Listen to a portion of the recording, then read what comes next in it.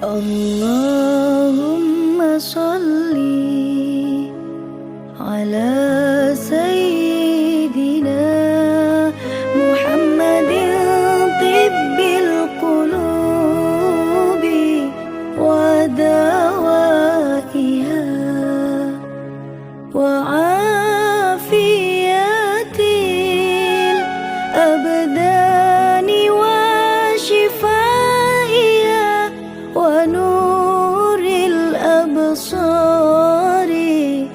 wa diyai. Bismillahirrahmanirrahim. Alhamdulillahil habib sayyidina Muhammadin sallallahu alaihi wasallam wa ala alihi wasallam. Summa ilruya baina matina jadadina jadatin wa mu'allimina jami'al muslimin wal muslimat khususan ya wal musannif hadzal kitab. Al-Fatihah. A'udzu billahi minasyaitonir rajim. Bismillahirrahmanirrahim. Alhamdulillahi rabbil alamin arrahmanir rahim maliki yaumiddin. Iyyaka na'budu wa iyyaka nasta'in ihdinas siratal mustaqim. Siratal ladzina an'amta 'alaihim ghairil maghdubi 'alaihim waladdallin. Bismillahirrahmanirrahim. Assalamualaikum warahmatullahi wabarakatuh. Alhamdulillahirabbil alamin. Wassalatu wassalamu ala asyrafil anbiya'i wal mursalin sayyidina wa maulana Muhammadin wa ala alihi wa ashabihi ajmain. Qala Allah ta'ala fi kitabil karim ba'da a'udzu billahi minasyaitonir rajim. Bismillahirrahmanirrahim. Yarfa'illahu alladhina amanu minkum walladhina utul ilma darajat.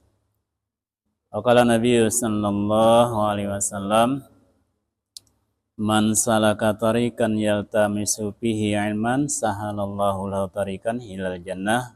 Atau kama qala Nabi sallallahu alaihi wasallam. Sadaqallahu nabi.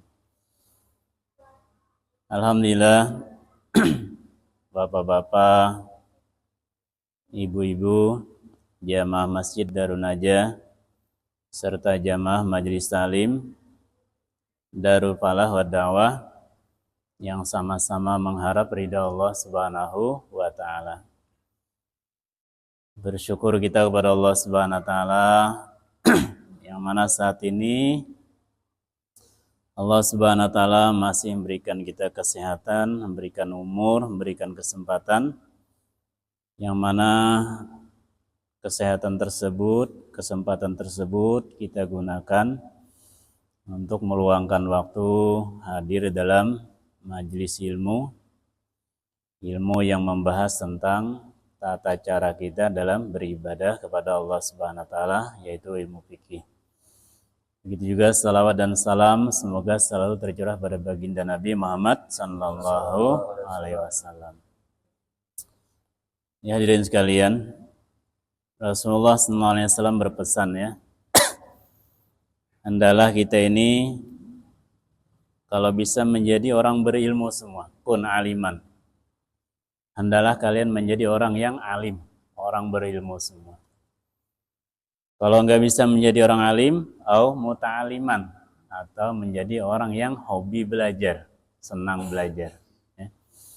Au mustamian, atau yang senang mendengarkan majelis-majelis ilmu. Au muhibban, ya. Nggak bisa juga jadi orang alim, nggak bisa juga menjadi pelajar ya, belajar yang terus-menerus, atau nggak bisa ada kesempatan mendengar.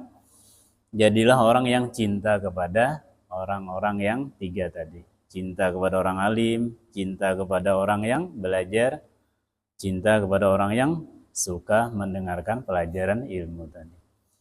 Wala takun khamisan, jangan menjadi orang yang kelima. Ya, jangan menjadi orang yang kelima. Patahlak, maka kamu akan binasa. Ya. Yang kelima tadi nggak senang begini ya. Gak mau jadi orang alim, gak mau belajar, gak mau mendengar, gak mau juga, senang juga gak juga. Akhirnya patahlak katanya. Menyebabkan kebinasaan. Semoga Allah Subhanahu wa taala mudahkan kita semua istiqomah dalam belajar ilmu. Amin ya rabbal alamin. Alhamdulillah hadirin sekalian, kemarin kita sudah banyak membahas ya pasal-pasal atau bab pelajaran kita dari mengenai mandi-mandi wajib dan mandi-mandi yang disunahkan. Jadi kita tinggal mengamalkannya saja lagi ya.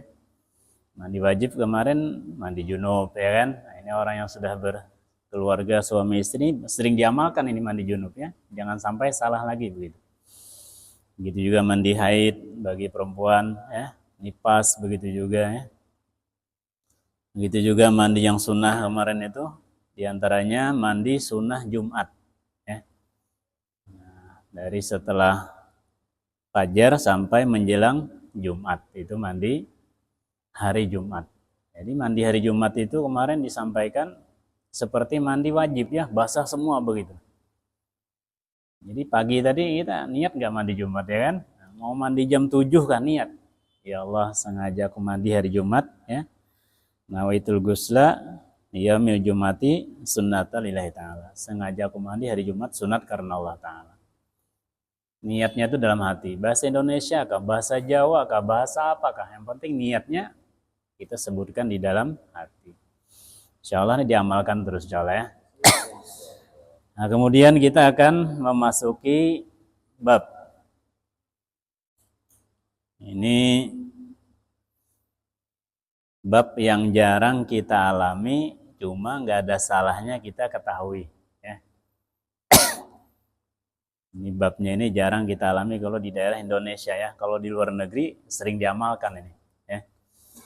Yaitu bab mengenai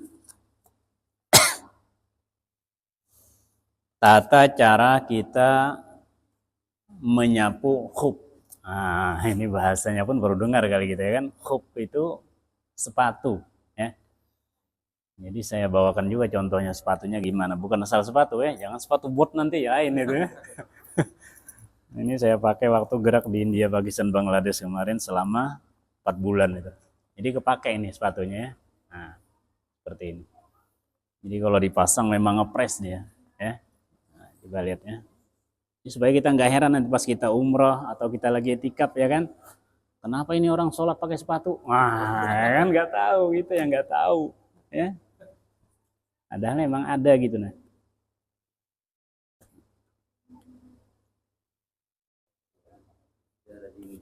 Iya di daerah dingin. Nah, ya kan? Mohon maaf ya. Nah, jadi kan jelas itu sepatunya ya. Ini yang dibahas pada malam hari ini. Kalau nggak dicontohkan kita lewat begitu aja ya kan. Kalau ada contohnya kan nanti pas ada yang sholat di samping kita kayak gini kita Allah Akbar. Apa ini orang sholat pakai sepatu katanya. Ya kan? Nah ini namanya kalau bahasa Arab khuf ya. Ini karena kita belajar fikih ini kita sekali lewat, nanti kalau diulang itu lagi pelajarannya. Jadi supaya nggak terulang, nggak terlewat, ya kita bahas juga, ya kan? Jadi kalau kita nggak jelas, dengarkan lagi begitu, ya, dengarkan lagi rekamannya, sampai kita cepat hafal begitu. Insya Allah ya. Nah, jadi kita sudah melihat contohnya langsung, ya kan? Dan sepatunya bagaimana. Ini nanti kalau nggak dikasih tahu contoh, nanti bapak sholat pakai sepatu bot nanti kan? Nah ini. Ustadznya nanti diserang orang ya kan. Jadi kami waktu gerak di daerah India itu kan bulan September, Oktober, November, Desember itu dingin yang luar biasa. Dari mulai Oktober itu mulai dingin, November dingin, Desember puncaknya, Januari dingin juga, Februari mulai agak kurang. Jadi kami gerak di sana kemarin itu Allah Akbar ya. Tangan kita yang ada ini nah urat-uratnya ini itu rata-rata belah itu karena dinginnya. Apalagi kaki, ya kaki saya kan ini masih kelihatan nih pecah-pecah semua nih, ya. Nah ini darah semua ini karena saking dinginnya begitu. Dinginnya bukan kayak dingin apa-apa, kayak dalam kulkas dinginnya itu, ya. Jadi kami etikaf di sana itu memang latihan benar itu, ya. Jadi waktu kami malam-malam tahajud itu. Jadi saya keluar dari masjid, masjidnya memang rapat betul, nggak ada lubang sama sekali, nggak ada kaca kayak gini. Jadi pas saya keluar itu nggak sadar kan keingatan di Indonesia. Pas saya keluar pintunya nggak ketutup segini aja nah, sejari ibu nih. Ya, nggak rapat saya nutup itu. Ya, kebuka sedikit karena buru-buru mau buang air kecil gitu ya. Mau tahajud apa segala. Jadi asik aja saya bersih-bersih di kamar kecil ya kan. Agak lama lah, setengah jam paling enggak tuh kan. Wudhu lagi. Pas masuk ke masjid, bangun semua orang di masjid kedinginan rupanya. Masya Allah, sedikit aja kebuka itu. Kaget saya. Waduh, berdosa banget saya ya. Orang pada kedinginan dalam masjid begitu. Ada sedikit banget saya lihat itu yang kebuka itu. Nah, ya. Jadi siapa tahu Bapak nanti suatu saat ada rezeki ya kan, gerak juga di daerah sana ya kan. Daerah luar negeri itu merasa kita, oh ini ya ternyata kalau musim dingin. Kalau Indonesia ini belum begitu dingin ya kan. Ya kita gerak di Tomboro kemarin di bawah Gunung Lawu itu kan dingin juga itu. Di Dieng itu dingin juga itu kan. Tapi nggak sedingin di sana ya. Nggak sedingin di sana begitu. Nah, jadi ini kita bahas supaya kita nanti pas ada rezeki bisa berangkat kemana-mana ya kan. Nggak kaget lagi, tinggal mengamalkannya saja. Insyaallah ya. Nah.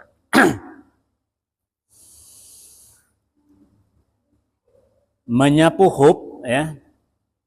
Dijelaskan di sini, orang yang terus-menerus memakai sepatu atau hub apabila ia berwudu boleh menyapu atau mengusap bagian atas kedua sepatunya saja dengan air. Jadi nggak dicuci.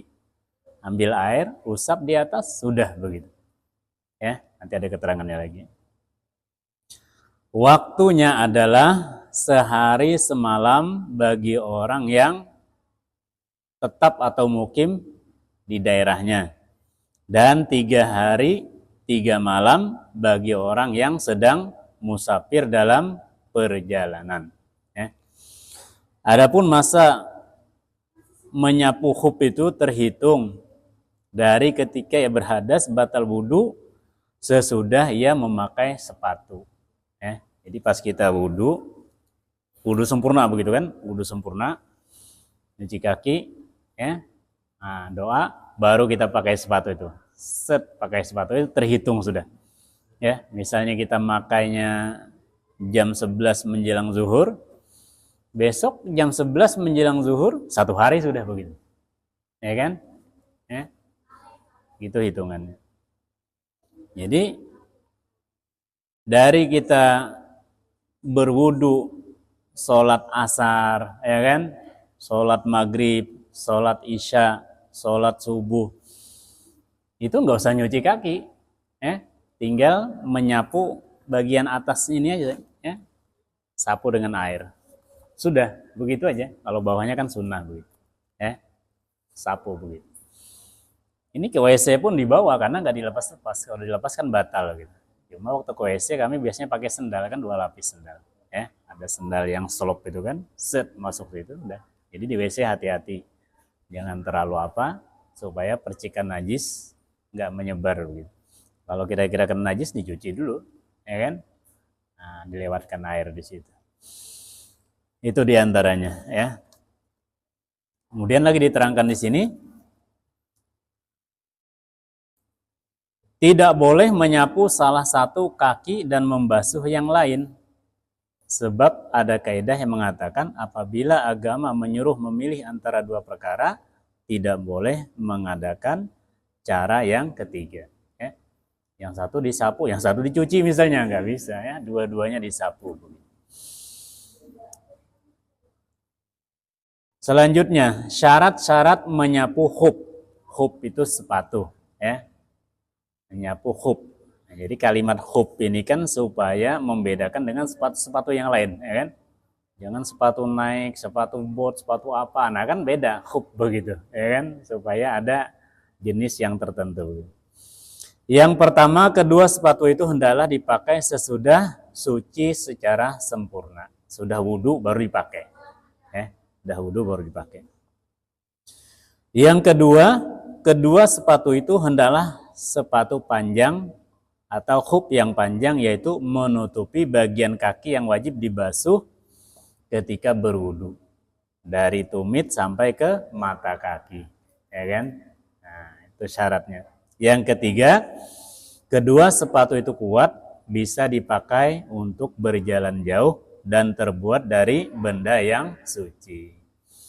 Jadi kulitnya pun kulit suci ya, jangan kulit yang najis itu begitu, ya kan? Kulit B2 misalnya dibikin sepatu nggak bisa, ya kan? Nah, harus dari kulit kerbau, kulit sapi, kulit apa begitu, ya. Kemudian itu syarat-syarat menyapu sepatu ada 3. Kemudian yang membatalkan menyapu khuf atau sepatu tadi juga ada 3. 1, apabila keduanya atau salah satu diantaranya terbuka, baik dibuka dengan sengaja ataupun tidak sengaja. Nah, itu batal ya, harus wudhu biasa lagi begitu. Tidak boleh kita menyapu. Ya, apabila keduanya atau salah satu diantaranya terbuka, baik dibuka sengaja atau tidak sengaja. Robek misalnya kan terbuka itu, ya batal kita menyapu khuf, harus pakai wudhu yang sempurna lagi. Yang kedua, habis masa yang telah ditentukan, yaitu sehari semalam bagi orang yang mukim, 3 hari 3 malam bagi orang yang musafir. Ya, kalau kami kemarin kan musafir rata-rata itu kan 3 hari. Kemudian yang ketiga, apabila ia berhadas besar yang mewajibkan mandi, maka juga batal menyapu khufnya. Jadi dilepas ya. Nggak boleh mandi pakai khuf misalnya ya kan. Nah, jadi harus dilepas. Itu diantaranya bab yang jarang kita alami, cuma harus kita ketahui ya kan, supaya kita nggak bingung ngelihat nanti. Ya, kadang kita sholat di Masjid Istiqlal aja, ya Jakarta itu. Kadang-kadang saya pernah ngelihat itu ya, jemaah-jemaah dari Turki itu ya kan, dari Maroko, tamu luar negeri itu, pakai khuf dia sholat 3 hari 3 malam kan lumayan dia nggak membasuh kaki gitu, ya nyapu saja dia. Ya, kadang-kadang emang ada, jadi kita nggak heran lagi. Ya, kalau di KKP sini jarang ya kan. Tapi kalau mau juga misalnya ada yang sakit kan boleh saja dipakai. Ya. Misalnya sakit misalnya, kaki kita berdarah terus misalnya. Kalau di sana dinginnya memang luar biasa ya, bikin kaki kita tuh pecah-pecah. Di Arab Saudi begitu juga kemarin tuh. Panas luar biasa ya, saking panasnya pecah-pecah juga kaki kita itu. Itu pakai khuf juga kebanyakan orang yang sholat di sana itu. Insya Allah ya. Nah, nanti kita kalau nggak ingat dengarkan lagi ya kan, supaya kita mudah mengetahui dan menghafalnya. Kemudian pasal yang selanjutnya mengenai masalah tayamum. Nah, ini tayamum ini perlu juga kita ketahui. Karena suatu saat mungkin kita berada di daerah-daerah yang nggak ada air, ya kan? Atau kita sedang sakit, nggak bisa wudhu misalnya. Nah, maka kita diperbolehkan mengerjakan sholat dengan tayamum, ya tayamum. Jadi tayamum itu ibaratnya gantinya wudhu, ya gantinya orang berhadas besar misalnya, ya orang berhadas besar nggak bisa mandi gara-gara dingin yang membahayakan. Misalnya kalau dia mandi bahaya ini, ya bisa sakit, bisa parah begitu. Akhirnya dia sholat boleh dengan tayamum, ya tayamum. Atau dia di suatu tempat yang nggak ada air, kayak kita musim kemarau itu kan terasa banget itu airnya susah ya kan. Kalau di sini masih agak lumayan. Coba kalau kita ada di daerah-daerah yang jarang ada air, nah itu kepake nanti tayamum gitu ya, tayamum. Di sini menjelaskan tentang bab faslun asbabut tayamumi salah satun faqdul ma'i wal maradu wal ihtiyaju ilaihil atasyu hayawanun muhtaramun. Sebab-sebab yang membolehkan orang bertayamum ada 3 perkara. Ya. Kenapa kita boleh bertayamum? Kalau terjadi 3 perkara ini. Yang pertama faqdul ma'i, ya. Ketiadaan air. Nah, ya. Daerah mana yang sering nggak ada air? Kalau di sini nggak terlalu terasa ya kan, ada daerah-daerahnya itu ya. Kalau daerah Indonesia ini sepertinya daerah NTT ya kan, daerah NTT itu agak susah kata teman-teman yang gerak di sana itu, ya kan? Jadi teman-teman yang itikaf di daerah NTT itu mereka cerita di sana agak susah katanya kalau kena daerah kampung yang nggak ada airnya. Ya. Nah itu boleh bertayamum. Yang kedua wal maradu, dan orang yang sedang sakit. Nah ini boleh bertayamum. Misalnya kita kena demam ya kan, menggigil. Kalau kena air langsung ya kan, merinding semua itu, gemetar. Tapi karena namanya sholat ini tetap wajib, nah kita dibolehkan bertayamum. Jadi sholat ini adalah kewajiban yang gak ada keringanannya sama sekali, ya kan? Waktu sakit tetap wajib sholat, gak bisa wudhu, tayamum, ya. Gak bisa sholat berdiri, duduk. Gak bisa sholat duduk, berbaring, ya. Berbaring juga, ya, gak begitu sadar, sholat dengan isyarat. Gak bisa lagi sholat dengan isyarat, mati sudah ya kan, mati aja kita disolatkan lagi. Nah ini saking pentingnya sholat ini, ya. Jadi sholat ini perkara yang sangat penting, kepala pada bagian manusia, ya. Pada tubuh manusia ibaratnya adalah kepala pada tubuh manusia. Ini kalau orang nggak punya tangan, ya, masih bisa dikatakan orang cacat, ya kan, nggak punya kaki masih dikatakan orang cacat. Tapi kalau nggak ada kepalanya, nggak bisa sudah dibilang manusia, ya, ya kan, nggak bisa dibilang manusia sudah. Malam-malam jam 12, ya kan, dingin-dingin, hujan-hujan, rintik-rintik, ngetok pintu kita, assalamualaikum, pas dibukain pintu, ternyata orang nggak ada tangan, ya kan, nggak ada tangan. Kita malah kasihan ya kan, masya Allah, kasihannya orang sedang cacat ini ya. Silakan masuk Pak, bikinkan kopi ya kan, minum dulu, ngobrol sebentar, kasih sangu kadang-kadang ya, silakan Pak kalau mau berangkat ya, kalau mau nginap silakan. Besok juga datang malam-malam hujan-hujan ya. Assalamualaikum, waalaikumsalam, kita buka pintu, ternyata orangnya nggak ada kaki ya, bekesot gitu aja ya kan. Saya kemarin jamaah gerak jalan kaki dari mana itu, Ternate gitu ya, itu nggak ada kakinya tuh. 4 bulan jalan kaki, masya Allah. Dia itikaf 4 bulan, gak ada kakinya. Allahu Akbar. Kelihatan itu kan, pakai tangan aja dia. Coba kalau kita ada pertemuan istimewa itu di Cikampek, di Kebun Jeruk, itu banyak orang yang nggak punya kaki itu. Ya, siap 4 bulan, siap berangkat dia hadirin yang mulia. Nggak bisa dibohongi, kelihatan ada itu. Nah ini hadirin yang mulia, kita lihat, oh orangnya cacat, nggak ada kaki. Masih kita bukakan pintu. Kita bikinkan kopi, kasih air, kalau mau nginap silakan, ya, kalau mau meneruskan perjalanan silakan. Bahkan kadang kita kasih sangu, ya kan. Besok malam-malam ketiga datang lagi misalnya, ketok-ketok pintu, tapi nggak ada ucapan salam, ya. Ketok-ketok. Kita bukain, dari bawah kita lihat kakinya putih, mulus, bersih pokoknya, ya. Pas ke atas nggak ada kepalanya, langsung kita tutup pintu ya kan, nggak mungkin kita, oh ini orang cacat, nggak mungkin, ya kan, ini kunti kah apa ini katanya, ini hadirin yang mulia. Jadi begitulah keadaan manusia orang Islam ini, pentingnya mengerjakan sholat itu.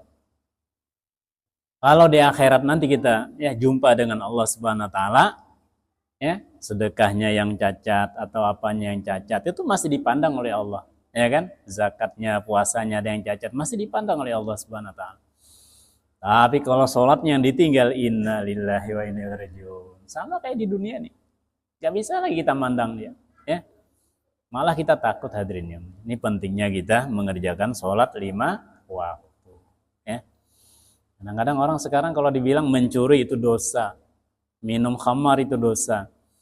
Tapi kalau nggak sholat, kadang-kadang dianggapnya nggak dosa, padahal dosa besar itu ya. Orang meninggalkan sholat itu bukan dosa kecil, dosa besar itu. Termasuk dosa besar. Ini hadirin yang. Jadi Masya Allah, jangan sampai kita meninggal dunia, ada satu sholat yang tertinggal. Ya. Harus lengkap kita. Ya. Subuh, zuhur, asar, maghrib, isya. Jangan sampai kita meninggal dunia, misalnya zuhur nggak pernah dikerjakan, jangan sampai ya, sayang, nggak bisa balik lagi gitu. Insyaallah ya. Ini saking pentingnya sholat. Nggak ada air juga tetap wajib sholat dengan tayamum sholatnya. Sakit yang parah juga tetap aja kita wajib sholat. Ya, nggak bisa wudhu, tayamum. Ini saking pentingnya sholat 5 waktu. Allahu Akbar. Kemudian wal ihtiyaju ila li'atashil hayawan, dan juga kita boleh bertayamum karena air tersebut sangat diperlukan bagi binatang piaraan atau binatang yang terhormat karena kehausan. Kalau kita gunakan wudu, mati ini ya binatang ini misalnya ya. Misalnya kita punya ternak ya, kambing atau apa, bahkan yang kucing aja ibaratnya kehausan, kita mau wudu, kalau kita wudu mati nih kucing, kita boleh bertayamum, kasih itu air untuk kucing. Tapi berapa sih minumnya kucing? Gak mungkin banyak banget ya kan.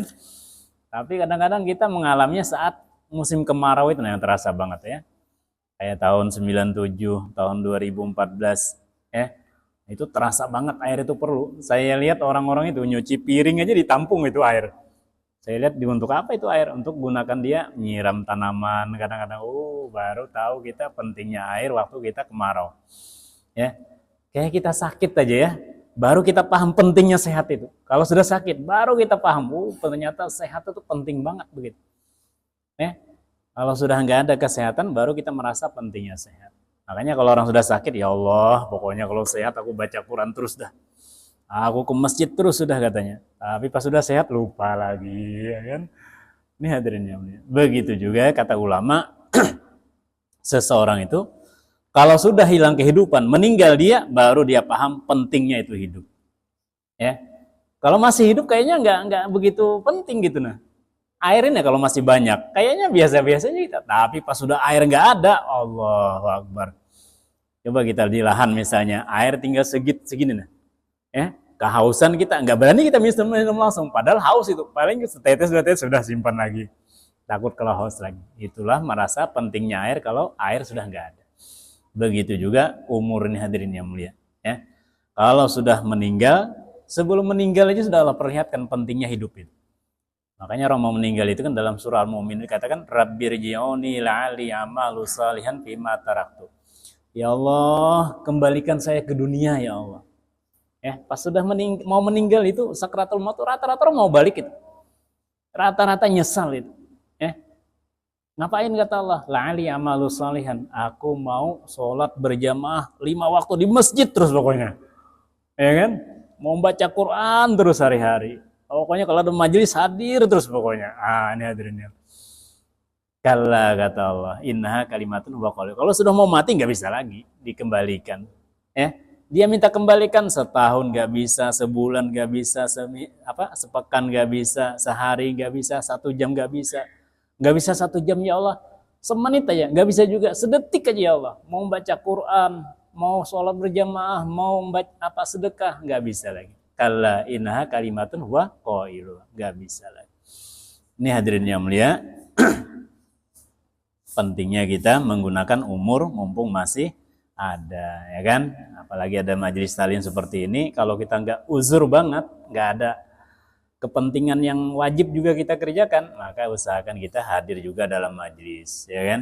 Supaya kita bisa beribadah dengan benar, menggunakan waktu kita untuk ibadah kepada Allah Subhanahu wa Ta'ala. Lagi di zaman-zaman akhir zaman ya Allah, ujian waktu kita nih kalau nggak benar-benar disetting, di manage betul, habis hadirnya ya.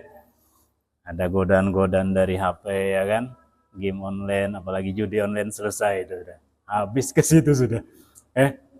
Apalagi kalau sudah ketagihan judi online sama game online, selesai itu. Habis umur kita sia-sia. Usahakan ya. Makanya caranya dengan cara banyak-banyak buat amalan. Ya. Sering-sering hadir dalam majelis taklim. Insyaallah ya. Nah, adapun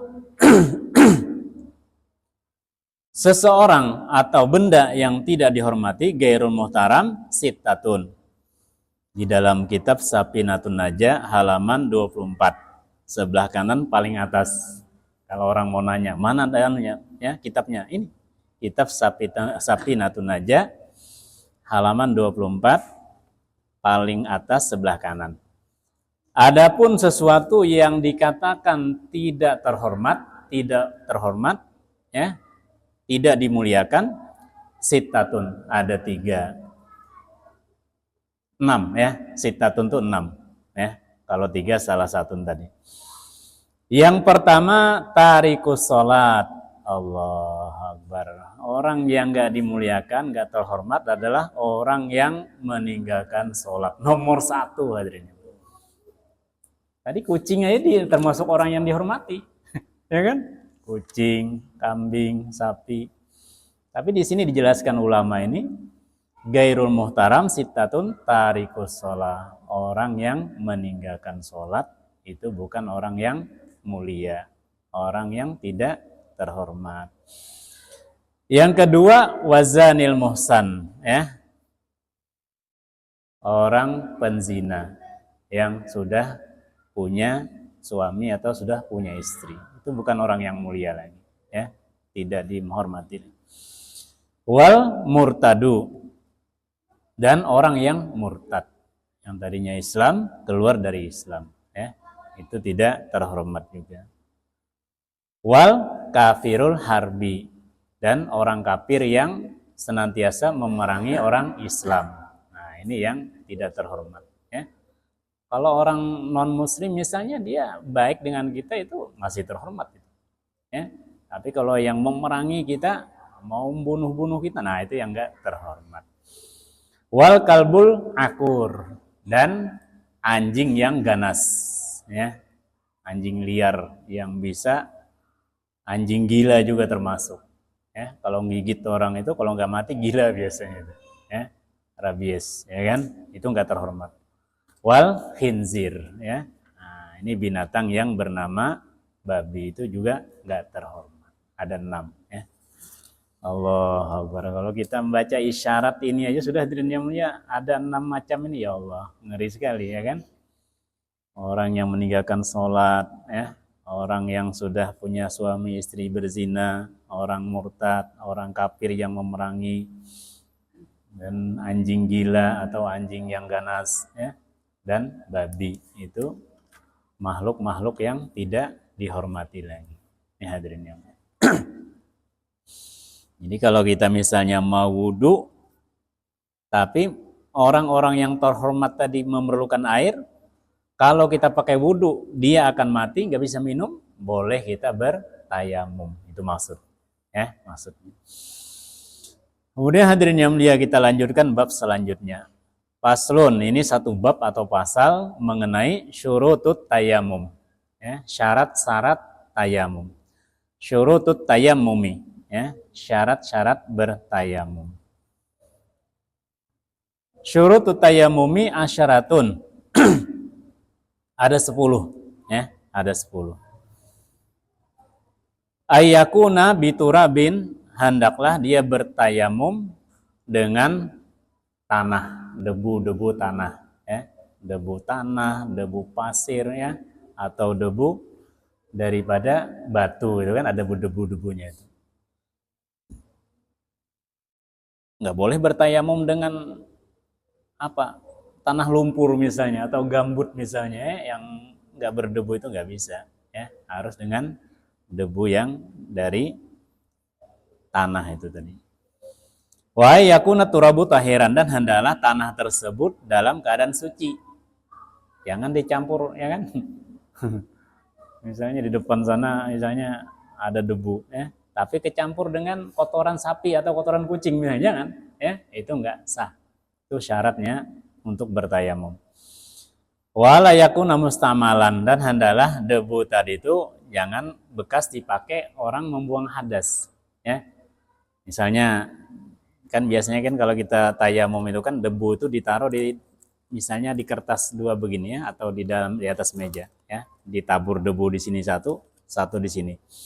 Yang kanan ini untuk menyapu muka, ya kan? Yang kiri ini untuk menyapu kedua tangan. Biasanya gitu kan? Arti mustamal tadi, ini debu yang sebelah kanan ini ya kan sudah untuk menyapu muka.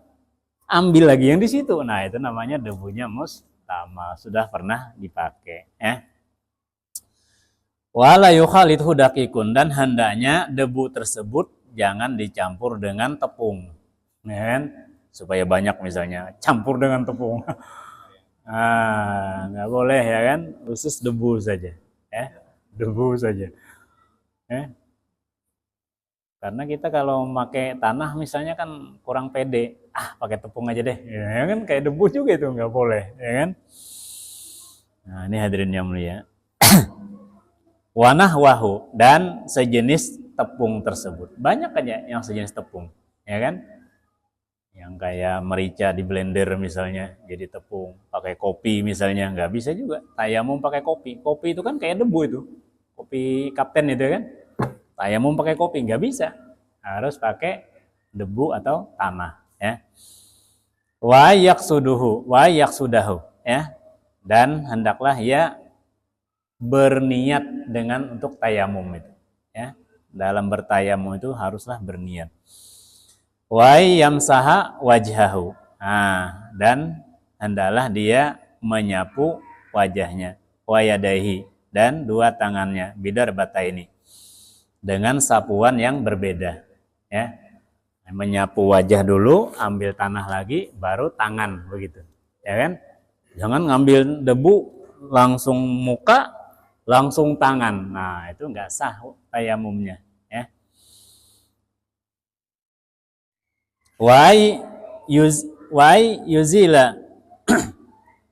Wa yazilan najat sata awalan, dan hendaklah ia menghilangkan najis dulu ya. Jadi najis-najis dibuang dulu begitu nah ya. Misalnya di tangan kita ada najis ya kan, kena kotoran cicak misalnya ya, dibuang, dibersihkan dulu, baru kita bertayamum ya. Wa yajtahida til qiblati qablahu, il qiblati qablahu.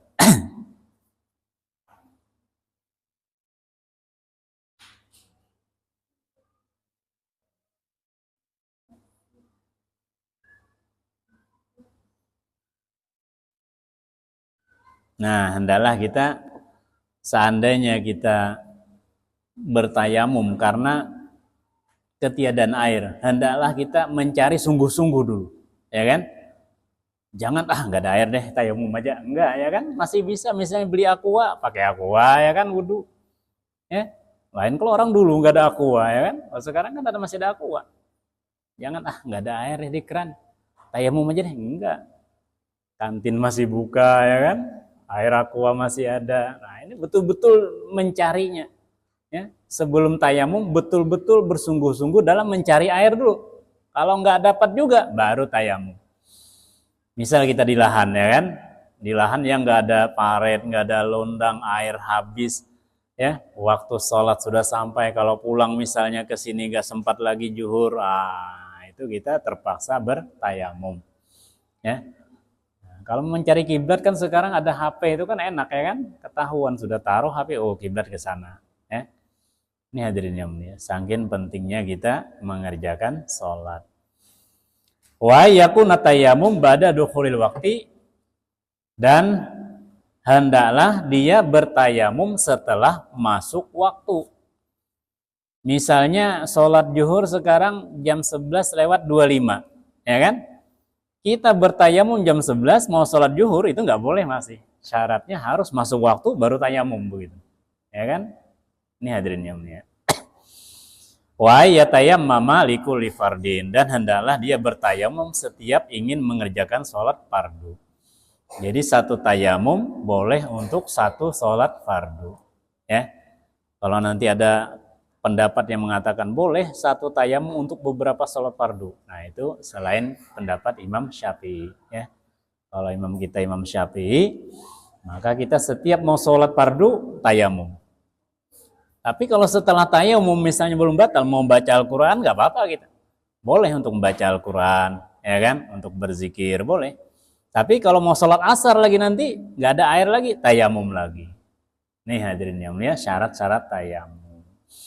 10 macam tadi ya. Nah, hadirin. Nanti gampang aja kita dengar ulang-ulang, akhirnya hafal juga nanti ya kan.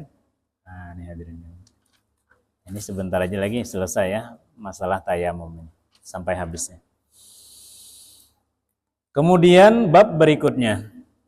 Faslun furudut tayamumi khamsatun. Al-awalu naqlut turabi.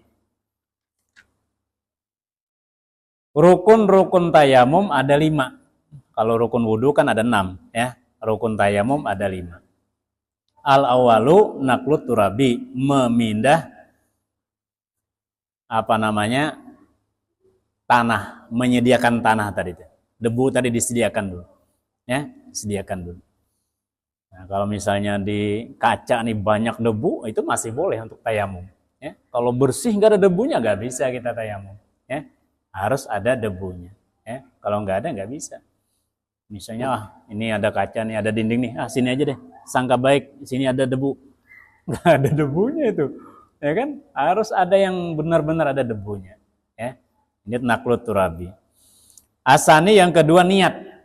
Sengaja aku tayamum untuk membolehkan sholat karena Allah Ta'ala. Nawa itu tayamuma listibahati sholati lillahi ta'ala. Atau farda lillahi ta'ala. Sengaja aku tayamum untuk membolehkan sholat. Harus ada kalimat membolehkan sholatnya itu. Ya, sengaja aku bertayamum untuk membolehkan sholat. Bukan mengangkat hadas ini. Hadas nggak terangkat ini. Cuma untuk membolehkan sholat saja. Ya, hadasnya nggak terangkat. Ya kan? Ini hadirin yang mulia.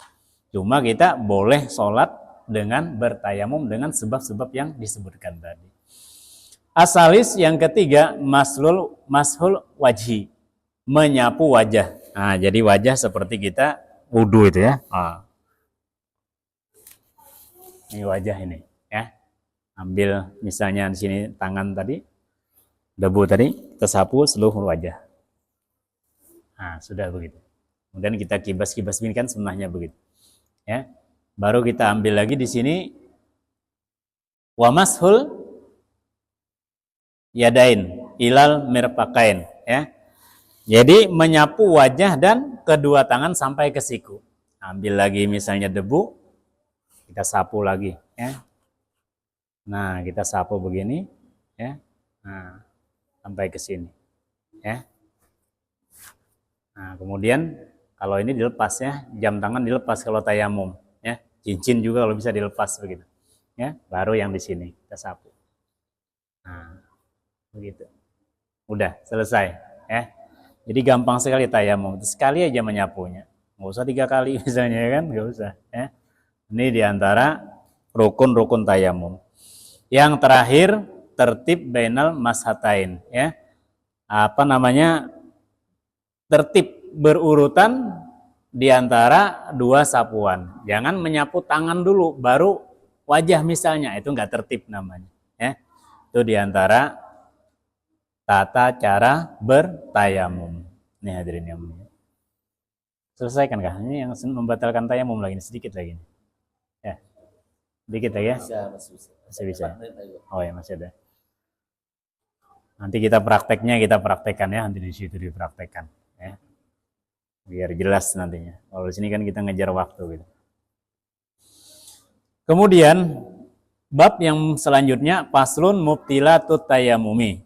Mubtilatut tayamumi. Ini kalau kita baca kitab Arab Gundul nih hadirin yang mulia, harus kita baca jelas-jelas ya. Nah, kadang-kadang orang di luar sana ya, diantaranya kadang pemirsa protes ya, wah ini gak bisa baca kitab ini katanya ya kan, karena gak dibarisin belakangnya itu. Bahaya juga hadirin yang mulia ya. Kita ngelihat orang yang bisa baca kitab dengan gak bisa baca kitab kelihatan dari membaca kitab ini ya. Salah sedikit aja baris belakangnya ketahuan, wah ini gak tahu nahu ini ya, nahunya gak jelas gitu ya. Ilmu sorabnya gak jelas ini ya. Tapi kalau kita jelas seperti ini, ketahuan itu. Berarti dari pesantren gitu ya kan. Misalnya saya baca mubtilatut tayamum. Nah, itu meragukan itu. Ya kan orang pesantren senyum dia itu. Wah, ini enggak jelas ini ustadznya ini. Tapi kalau dibaca mubtilatut tayamumi.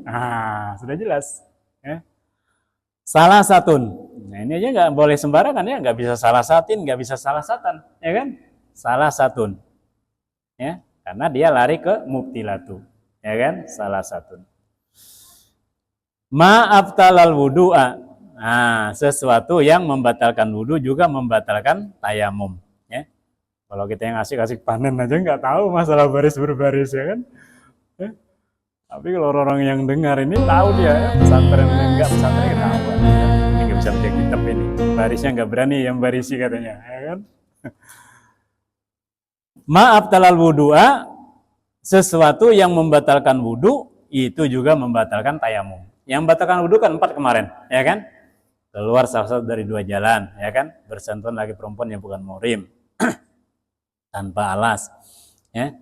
Kemudian hilang akal, ya kan? Termasuk juga kemarin, ya, membatalkan wudu. Wariddatu dan murtad. Ini orang murtad juga batal tayamumnya. Watawahumul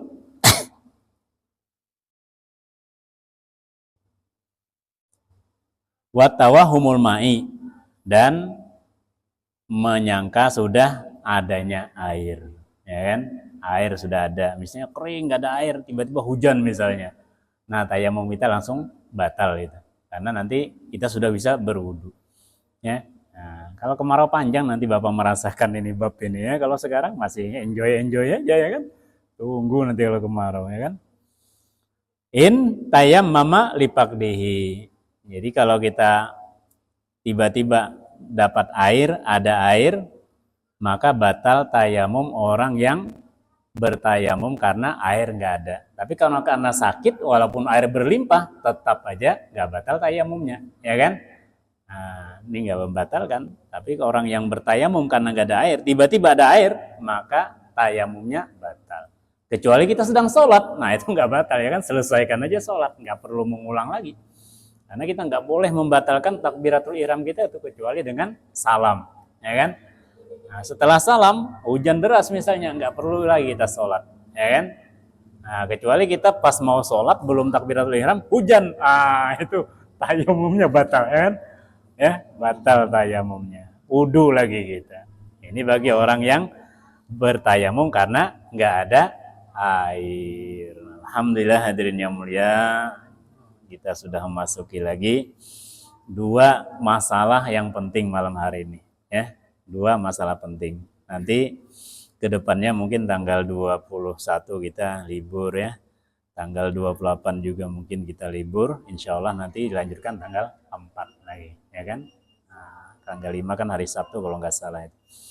Tanggal 4 malam 1 kita lanjutkan lagi insya Allah bab mengenai tentang najis, ya kan? Najis itu kan penting juga kita ketahui.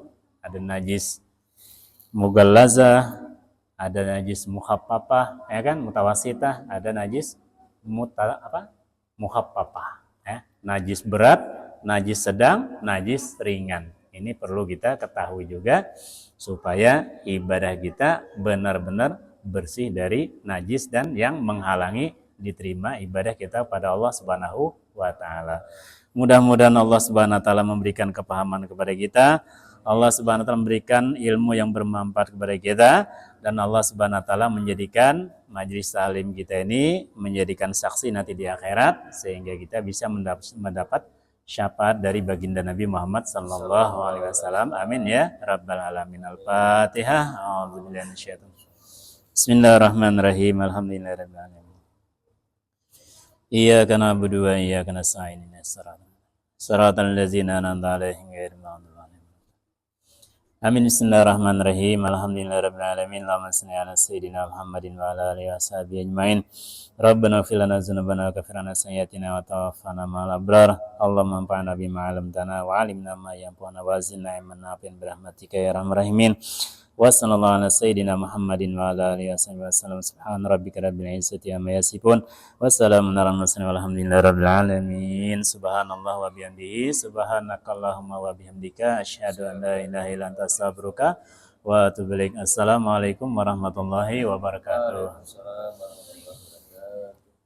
Alhamdulillah.